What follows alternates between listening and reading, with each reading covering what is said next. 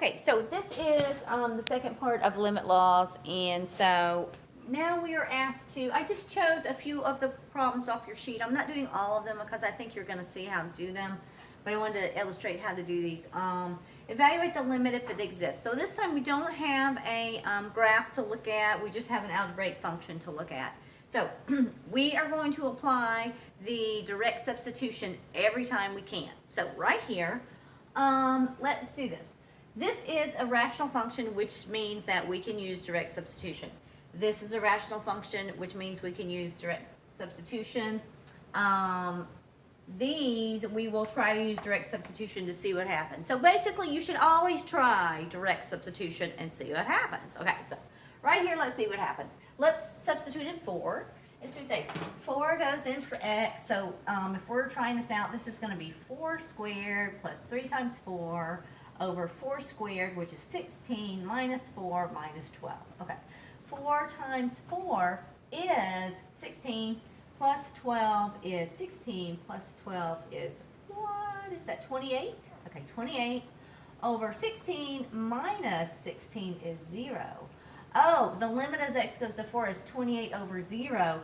This does not exist. This limit does not exist. That's what we figured out right there. By substituting in, that's not gonna work. Let's try this one. The limit as x goes to -1 of this. We'll try direct substitution. So this is going to be 2 times -1 squared plus 3 times -1 plus 1 over -1 squared plus 2 times, nope, minus 2, I didn't mean to switch the sign, times -1 minus 3. So let's see, in the numerator, -1 times -1 is 1. 1 times 2 is 2. Minus 3 plus 1 over -1 squared is 1 plus 2 minus 3. 2 plus 1 is 3 minus 3, we get a 0. 1 plus 2 is 3 minus 3 is 0. Oh, 0 over 0. This is called an indeterminate form. What it means is the limit is undetermined. We can't really tell what it is.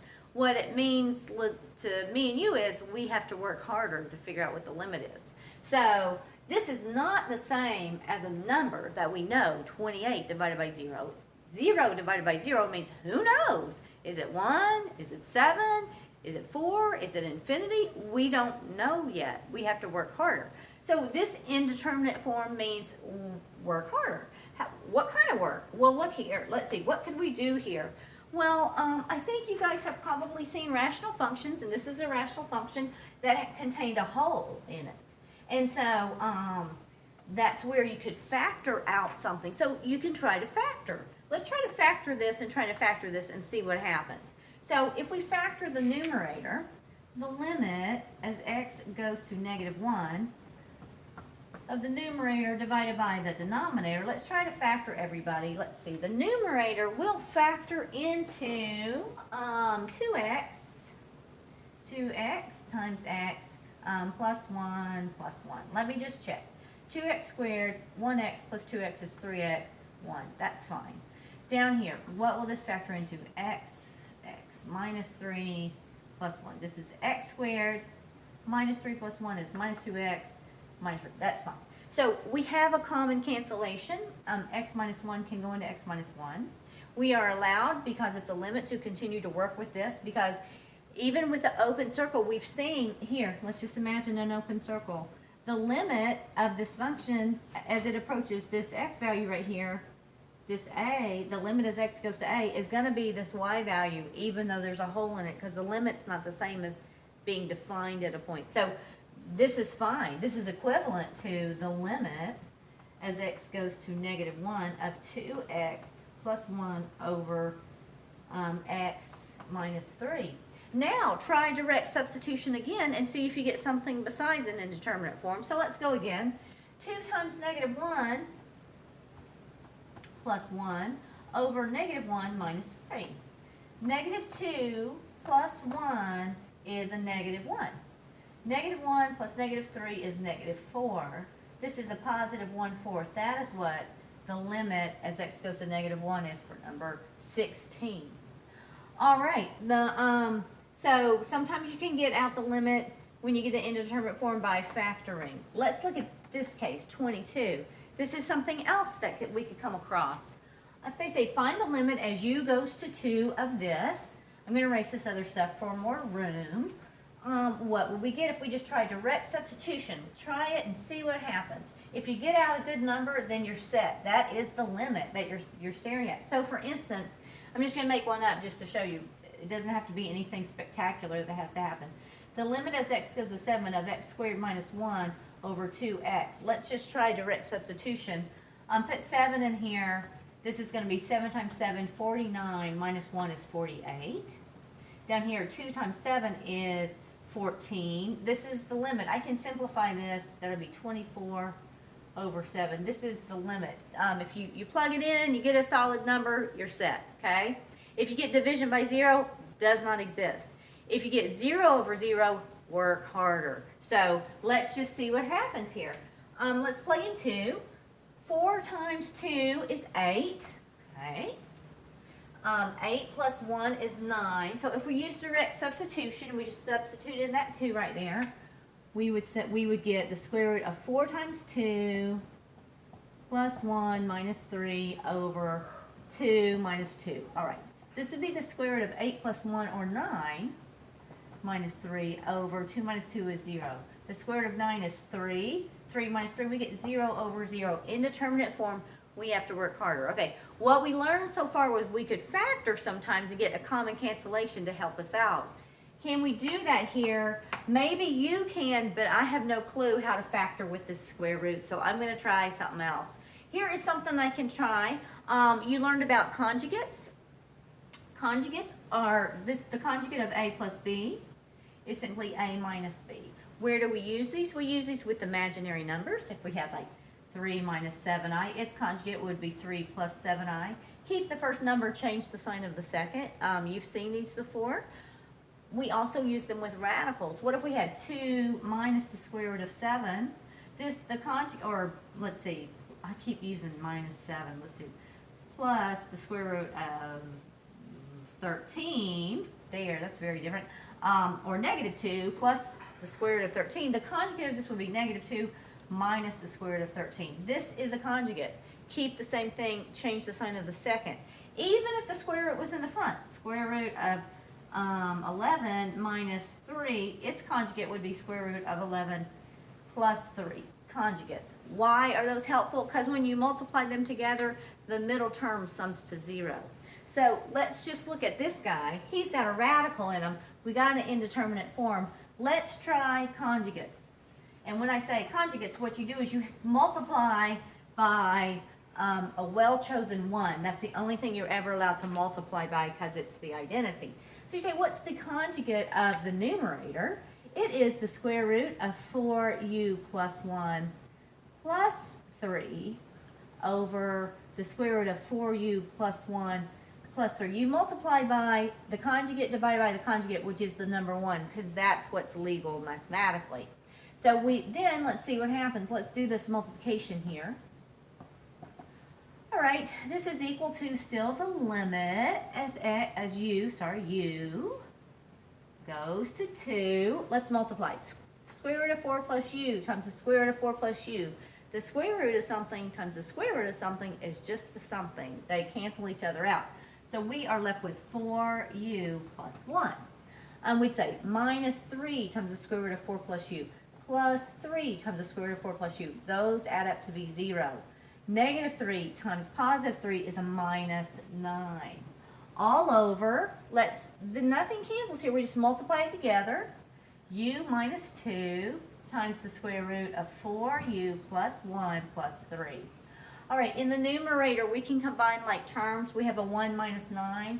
That becomes minus 8. Okay. Let's try to factor something. Can we pull out a 4 right there? The limit as u goes to 2, we could pull out a 4, leaving us with a u minus 2 over a u minus 2 times the square root of 4u plus 1 plus 3. All right, let's cancel those out. This is equal to the limit. as u goes to 2 of the number 4 divided by the square root of 4u plus 1 plus 3. All right, let's try to direct substitution again, see what happens. 2 goes in here for the u. 4 times 2 is 8. 8 plus 1 is 9. So this is 4 over the square root of 9 plus 3. This is 4 over 3 plus 3, or 4/6, or 2/3 is the limit as u goes to 2 of this function right there. So that was not immediately obvious, but we figured it out with some algebra. All right, let's try this guy. This one's got negative exponents, and so usually that bothers people, so I don't want it to bother you. So let's make sure you remember how to handle that.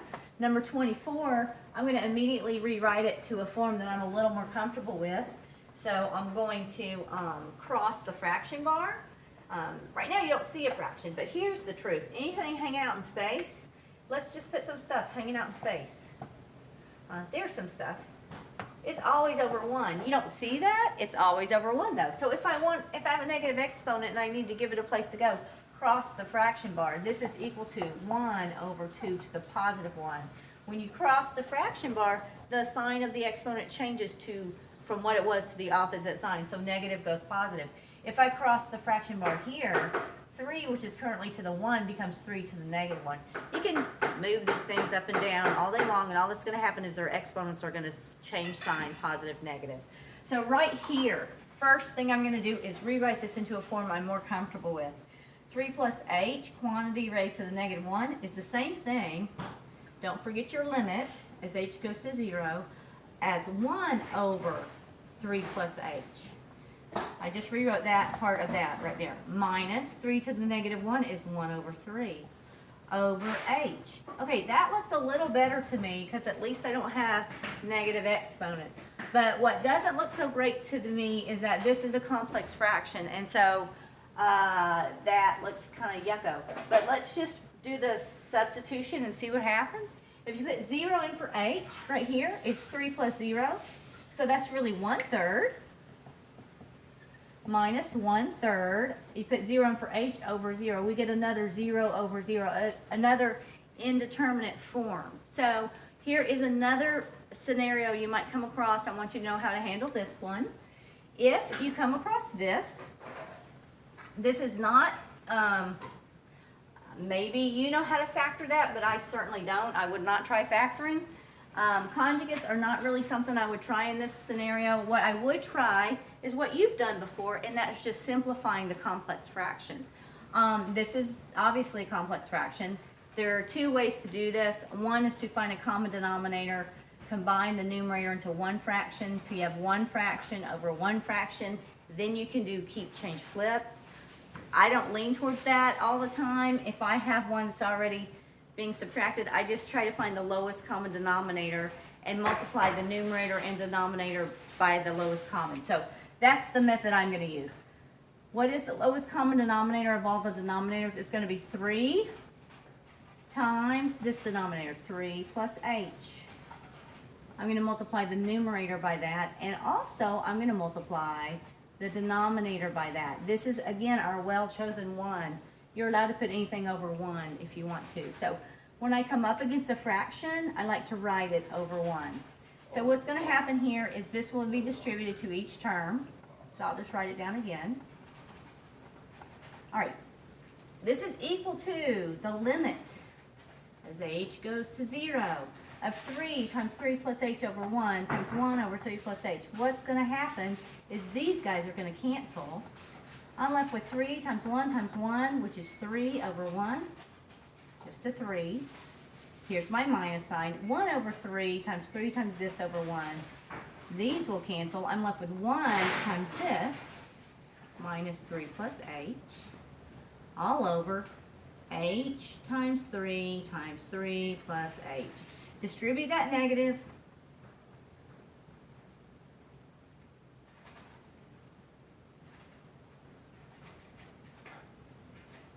Okay, we have 3 minus 3, which is a 0. Now we have negative h over this, cancel the h's. The limit as h goes to 0 of negative 1 over 3 times 3 plus h.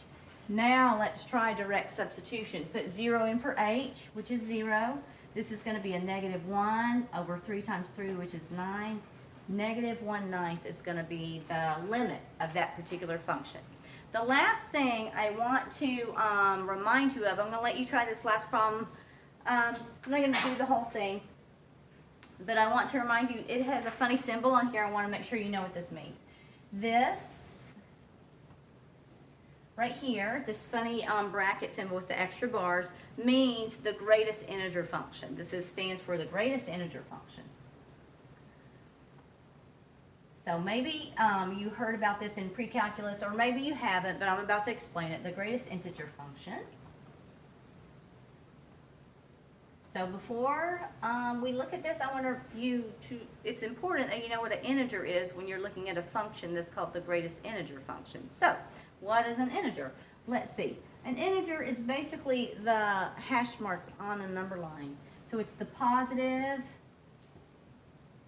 and the negative whole numbers, including 0. These are integers, so that's what an integer is. Okay, the greatest integer function, this is equal to x if x is an integer. All right, it is equal to the greatest integer less than x if x is not an integer.